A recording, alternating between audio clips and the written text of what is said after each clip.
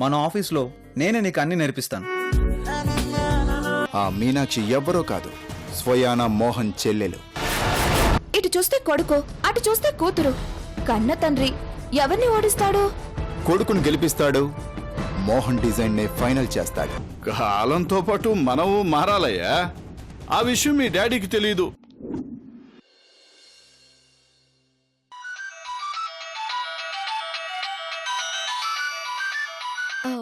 Hello అన్నయ్య. అమ్మా మీనాక్షి, ఎలా ఉన్నావమ్మా? బాగున్నానన్నయ్య, నువ్వెలా ఉన్నావు? నేను ఇప్పటి వరకు బాగానే ఉన్నానమ్మా, కానీ ఇప్పుడే కొంచెం టెన్షన్ మొదలైంది. అదేంటన్నయ్యా? కలల కంఠం సులువే గాని వాటిని నెరవేర్చుకునే క్రమంలోనే అడుగడుగున ఆటంకాలు ఎదురవుతున్నాయి. అన్నయ్య, నువ్వేం చేసినా నీకు మంచే జరుగుతుంది. అవునమ్మా, నేనేది చేసినా నువ్వు ఇలాగే దేవుణ్ణి కోరుకునేదానివి. నీ నోటి చలవో లేక దేవుడి దయో తెలియదు గాని నేను అనుకున్నవన్నీ సాధించేవాణ్ణి. ఇప్పుడు ఒక పోటీకి సంబంధించి నేను గట్టి పోటీని ఎదుర్కోబోతున్నానమ్మా. అందులో కూడా గెలవాలని నువ్వు ఆ దేవుణ్ణి కోరుకో. ఒక్కరోజు కాదన్నయ్యా, జీవితాంతం నువ్వు గెలవాలని ఆ దేవుణ్ణి కోరుకుంటూనే ఉంటాను. అయినా నీలాంటి నిజాయితీ పరుడు కాక ఇంకెవరు గెలుస్తారు చెప్పు? థ్యాంక్స్ అమ్మా, నీ మాటలు నాకెంతో ధైర్యాన్ని ఇస్తున్నాయి. కానీ కొంతమంది అధికారాన్ని అడ్డుపెట్టుకుని నన్ను ఈ ప్రాజెక్ట్ నుంచి ఎలాగైనా తప్పించాలని ప్రయత్నం చేస్తున్నారు. వాళ్ళు ఎన్ని చేసినా నేను ఎవరిని లెక్క చేయకుండా ముందుకెళ్తున్నాను అనుకో. వాళ్ళ ప్రలోభాలకు లొంగపోయేసరికి కొంతమంది అడ్డదారిలో వస్తున్నారు. వాళ్ళ నుంచి నన్ను కాపాడమని నువ్వు ఆ దేవుణ్ణి కోరుకో అమ్మా. అన్నయ్య, నీతిని నమ్ముకున్నవాణ్ణి, సంకల్ప బలం ఉన్నవాణ్ణి ఆ దేవుడు చిన్నచూపు చూడడు. నీకెప్పుడూ ఓటముండదు, నీదే పైచేయి అవుతుంది. చాలా సంతోషంగా ఉందమ్మా. ఇప్పుడు నా మనసు కుదుట పడింది. ఉంటానమ్మా, జాగ్రత్త. అలాగే అన్నయ్య.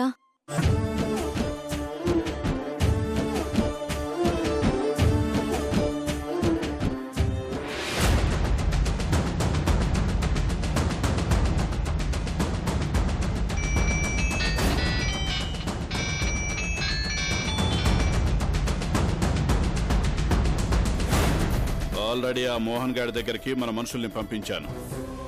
అసలు ఆ మోహన్ గాడి మానసిక స్థితి ఏంటో ముందుగా మనకి తెలియాలి. కాస్త వెయిట్ చేయి, అప్పుడు నీ కత్తికి పని చెప్తావు గాని. Okay sir. వెళ్ళు. సార్ కొంచెం కారు ఆపుతారా?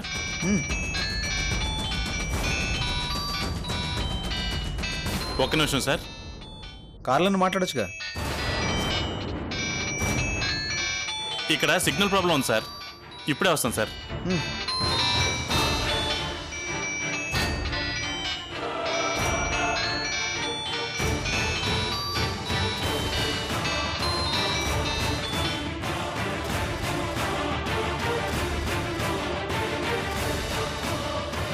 Hello sir.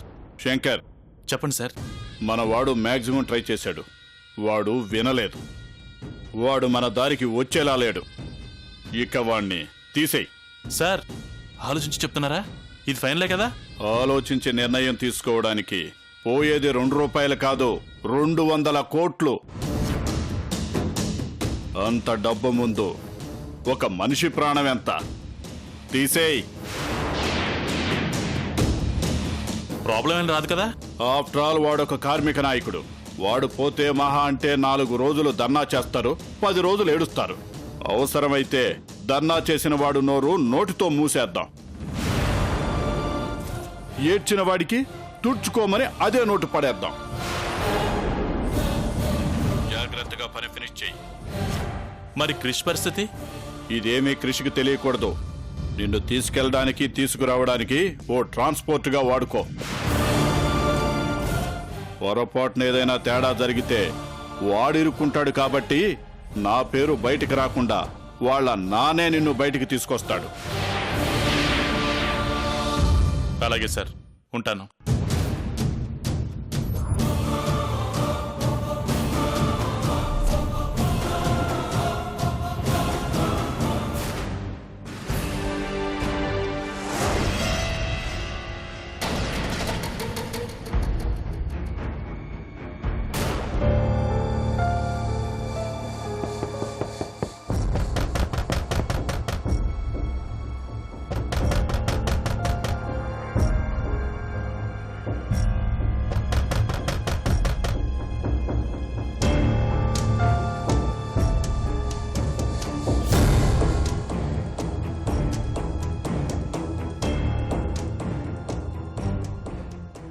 ఏంటి మావా? ఏంట్రా ఇది? అందరూ కర్రలు పట్టుకొచ్చారేంటి? నిన్ను కాపాడుకోవడానికి. నన్ను కాపాడుకోవడం ఏంటి? అసలు ఏమైంది మీకు? నీకేదో ప్రమాదం జరగబోతుందని మాకెందుకు అనుమానంగా ఉంది. అందుకే మేమంతా నీకు తోడుగా ఉందామని వచ్చాం. ప్రమాదమా? ఏం మాట్లాడుతున్నారా? మోహన్, మొన్న ఒక బ్రోకర్ మనల్ని వెతుక్కుంటూ వచ్చి పోటీ నుంచి తప్పుకోమన్నాడు. నువ్వు మన డిజైన్ సబ్మిట్ చేయకపోతే డబ్బిస్తామన్నాడు. కానీ నువ్వు డబ్బు కాశపడకుండా, ప్రలోభాలకు లొంగకుండా మొహం మీద ఉమ్మేసి పంపించావు. మర్చిపోయావా? అయితే మనం పోటీ పడుతున్నది అల్లికా డిజైన్స్ కంపెనీతో. నిన్నేదో రకంగా లొంగ తీసుకుని ఈ కాంపిటీషన్ నుండి తప్పించాలని ప్లాన్ వేసింది కూడా అల్లికా డిజైన్స్ వారే అయ్యుంటారని నాకు అనుమానంగా ఉంది మోహన్. డబ్బుకు నువ్వు లొంగలేదు కాబట్టి వాళ్ళు మరో రూట్లో రావచ్చు. అందుకే ఈ 2 రోజులు నీకు భద్రత అవసరం. మా ప్రాణాలు అడ్డుపెట్టైనా సరే నేను కాపాడుకుంటావురా. నీ మీద ఈగ్ కూడా వాళ్ళనివ్వు. మీ ప్రాణాలు అడ్డుపెట్టి నన్ను కాపాడతారు, మరి మిమ్మల్ని ఎవరు కాపాడతారు? మా ప్రాణాల కన్నా నీ ప్రాణం విలువైంది. నిన్ను నమ్ముకుని నీ వెనక 100 మంది కార్మికులున్నారు. నిన్ను కాపాడుకోవటం మా బాధ్యత. నా వెనక 100 మంది కార్మికులున్నారు, మరి మీ వెనుక మిమ్మల్ని నమ్ముకున్న మీ కుటుంబాలున్నాయి. మీకేమైనా అయితే వాళ్ళ పరిస్థితి ఏంటి? ఒకసారి ఆలోచించారా? అది కాదురా మోహన్. చూడండి, వాళ్ళు నన్ను ఏదో చేస్తారన్న ఆలోచనలో పడి మీరు అనవసరమైన ఆవేశానికి పోకండి. ఒకవేళ మీరు ఊహించిందే జరిగితే నన్ను నేను కాపాడుకోగలను. మీరు అనవసరంగా భయపడకుండా మీ ఇళ్ళకి వెళ్ళండి. రే, పరిస్థితులు అంత ఏం బాగలేవు. పరిస్థితులు ఏవైనా సరే ఎదుర్కోగలన ధైర్యం నాకుంది. అంతకు మించి మీ అందరికీ ఏదైనా చేయాలన్న పట్టుదల ఉంది. దాని ముందు ఇవన్నీ దిగదుడిపారా? మీరు వెళ్ళండి. మేము చెప్పేది విను మోహన్. రే, నాకేం కాదురా, మీరు వెళ్ళండి. చెప్పేది మీకే, వెళ్ళండి. వెళ్ళండి రా, వెళ్ళు మామా, నాకేం కాదు, వెళ్ళు. సరే,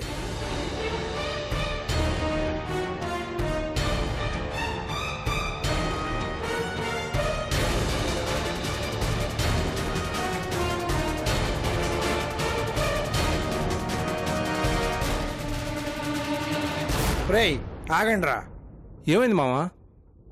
రేయ్, నాయకత్వం అనే ముసుగులో నలుగురిని అడ్డం పెట్టుకుని ఎదగాలనుకునే నాయకుల్ని చూశాం. తోటి వాళ్ల ప్రాణాలను బలిపెట్టైనా తన పబ్బం గడుపుకునే నాయకుల్ని చూశాం. కానీ మన కోసం వాడి ప్రాణాలని పణంగా పెట్టాలనుకుంటున్నాడు చూడు, వాడురా నిజమైన నాయకుడు. అలాంటి వాడిని ఒంటరిగా వదిలేసి ఎలా వెళ్తాం? నిజమే మావా. మనం మోహన్ గురించి ఆలోచిస్తూ ఉంటే వాడు మన గురించి, మన కుటుంబాల గురించి ఆలోచిస్తున్నాడు. అలాంటి వాడిని ఒంటరిగా వదిలేసి వెళ్ళడం కరెక్ట్ కాదు మావా. అవునరా, మన కోసం తన ప్రాణాలను సైతం లెక్క చేయకుండా పోరాడుతున్న మోహన్ని మనం కాపాడుకోవాలిరా.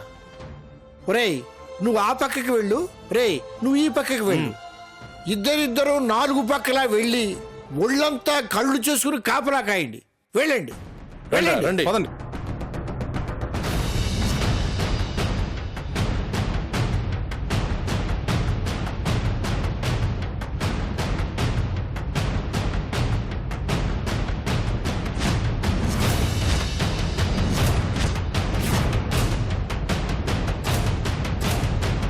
Left sir, left.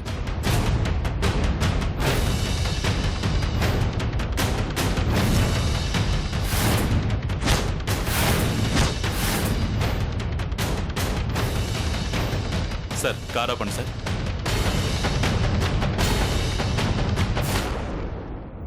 అతని ఇల్లు ఇక్కడేనా? కాదండి, ఇంకాస్త ముందుకెళ్ళాలి. అయితే పద, అక్కడికి వెళ్దాం. లేదు సార్, మీరు ఇక్కడే ఉండండి. పక్క వీధిలోనే మోహన్ ఇల్లు. నేను వెళ్ళి ముందు మోహన్తో మాట్లాడతాను, పరిస్థితి తెలుసుకుంటాను. మన మాట వినే స్థితిలో ఉంటే మా సార్ వచ్చారని చెప్పి నేనొచ్చి మిమ్మల్ని తీసుకెళ్తాను. మిగతా విషయాలు మీరు మాట్లాడవచ్చు. ఓకే, కూల్గా హ్యాండిల్ చేయి.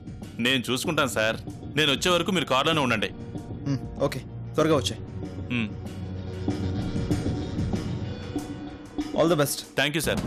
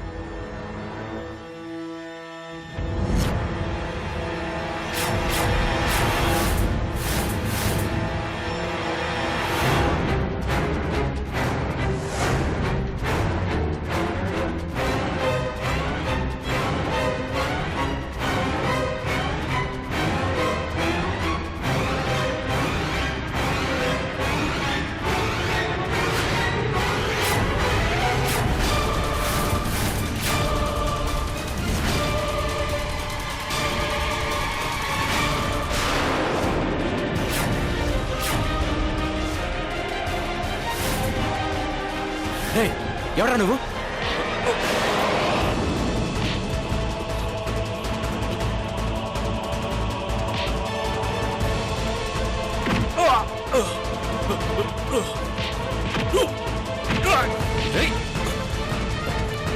ఎవరా నువ్వు?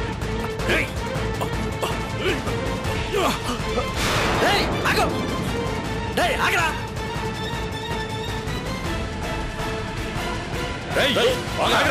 ఎవరా నువ్వు? చెప్పు, ఎక్కడి నుంచి వచ్చారు నువ్వు?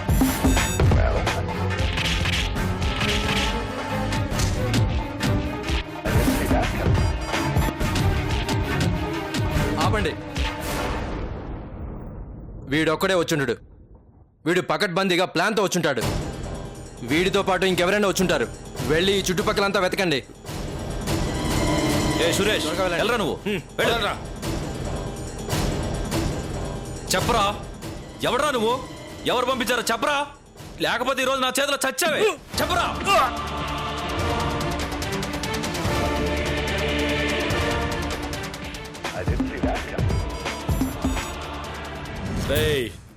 ఆడెవడైనా ఈరోజు తప్పించుకోవడానికి వీల్లేదు. ఈరోజు ఆడు చావలసిందే.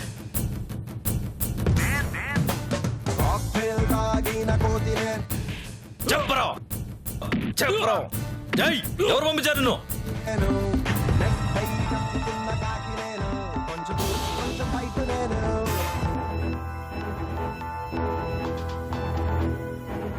హలో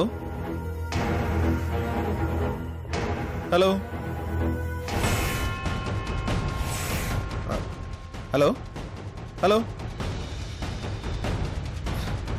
హలో హలో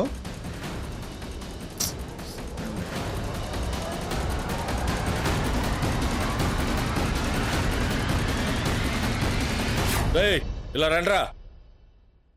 అక్కడేదో కారు ఉంది, చూద్దాం పదండి.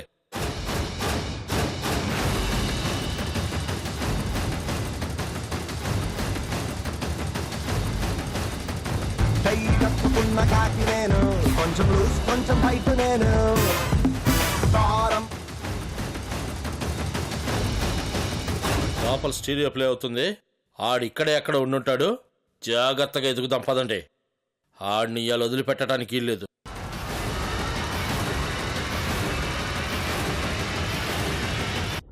ఆడిని ఇవాళ వదిలిపెట్టడానికి వీల్లేదు.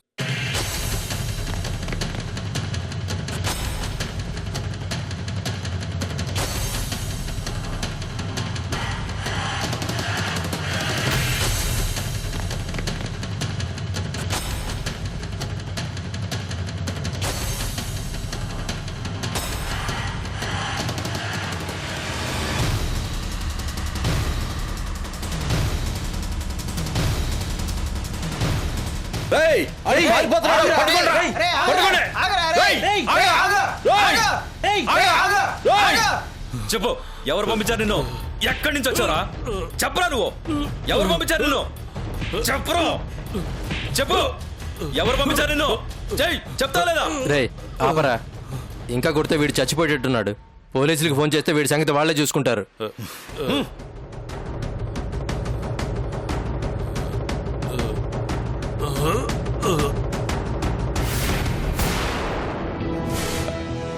ఏంట్రా నువ్వు చెప్పేది? నువ్వేం కంగారు పడకరా.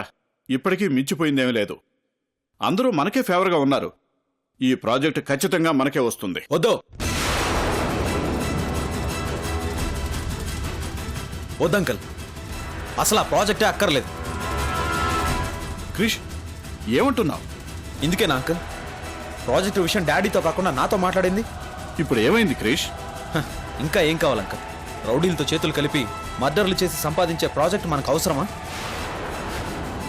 క్రిష్, నువ్వు చాలా తెలివైన వాడివి. అవన్నీ పట్టించుకోకూడదు. ఇలా చెప్పే నన్ను నమ్మించారు. న్యూ జనరేషన్ బిజినెస్ మ్యాన్ అని పొగడ్తలతో ముంచేశారు.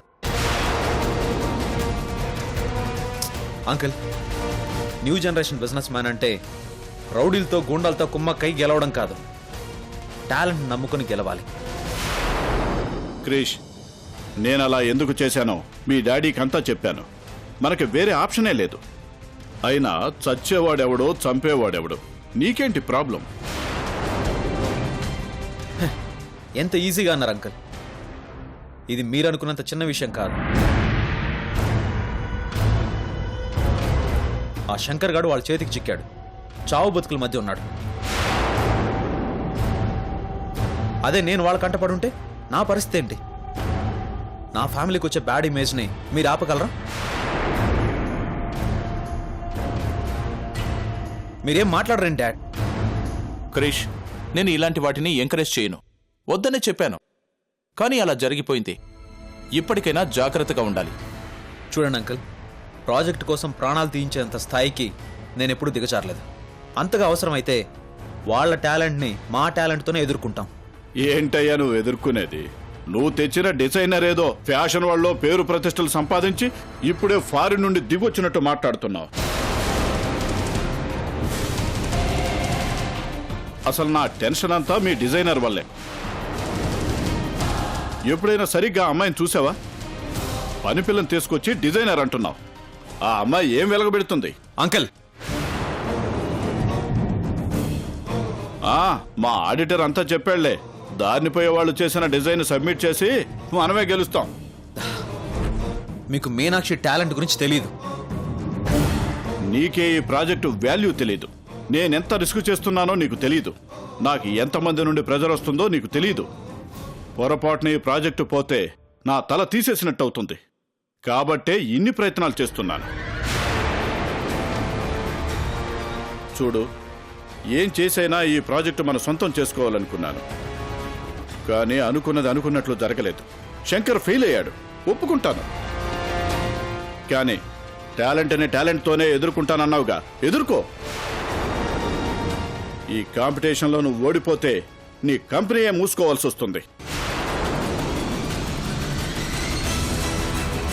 జాగ్రత్త.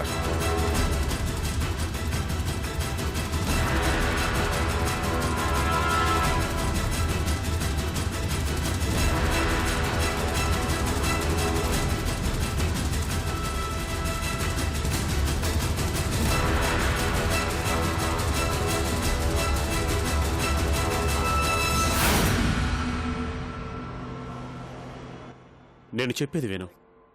ఈ ప్రాజెక్ట్ మన చేతికొచ్చేంత వరకు నువ్వు ఉండాల్సింది ఎక్కడో కాదు, ఇక్కడే, నా ఇంట్లో.